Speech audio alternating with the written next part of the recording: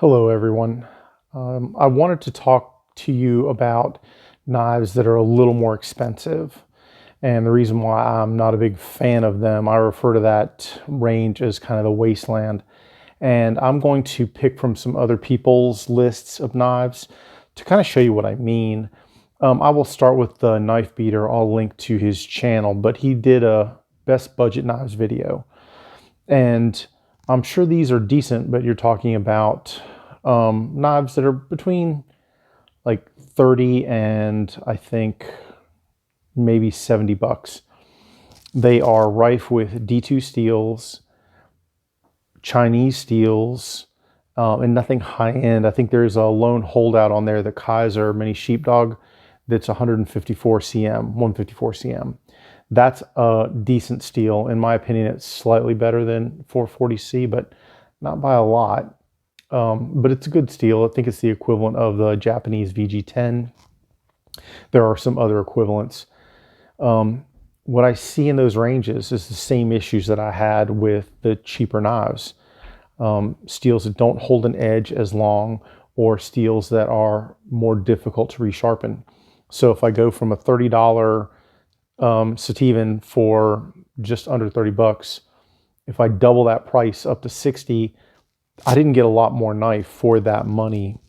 I really have to kind of double it again and start knocking on the $120 range before I start to see something worthwhile. Same thing if you look at the Knife Informer's best pocket knives under $100. There's some slightly better ones, like we've run into the 154 cm or VG10s, but the only one in that list that has what I consider to be a more modern super steel is the Cold Steel American Lawman, and that's $96.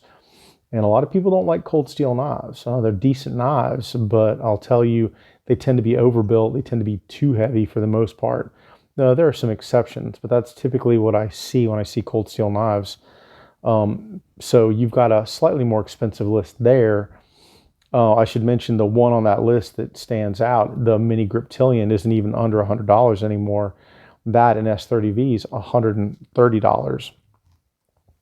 And the same thing if I go to the Knifecenter and I look at their S30V knives under 100, that page looks pretty darn small, and there's a Spyderco in there that snuck in that is also not under $100.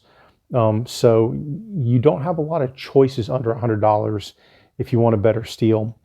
Now that $30 to $100 range, or 30 to 90, 40 to 90, I suspect there are probably some better features. You probably can get a wider variety of knives. The build quality may be incrementally better.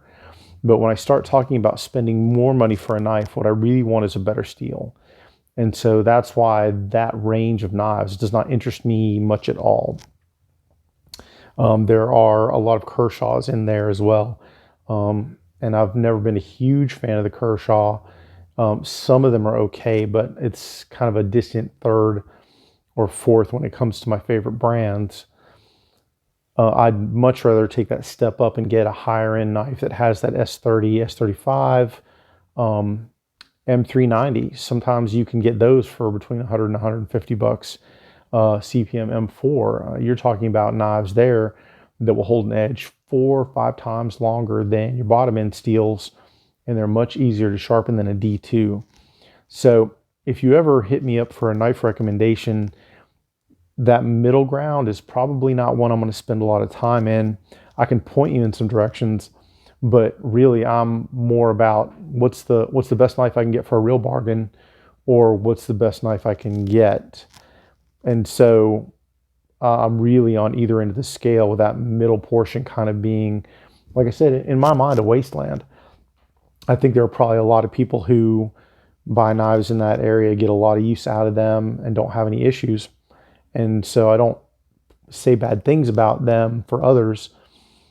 But like I said, it's got some of the same weaknesses of knives that are even cheaper, and does not have some of the benefits of knives that are another 20, 30, 40 bucks more expensive. So just my take. I hope that's helpful to you. My next knife video, I think I'm going to talk about some Spydercos. I have not given Spyderco the love or attention it deserves in any of my videos. and they make an excellent knife. So stay tuned for that one. As always, guys, like, subscribe, share with your friends. It always helps. Take care and stay safe.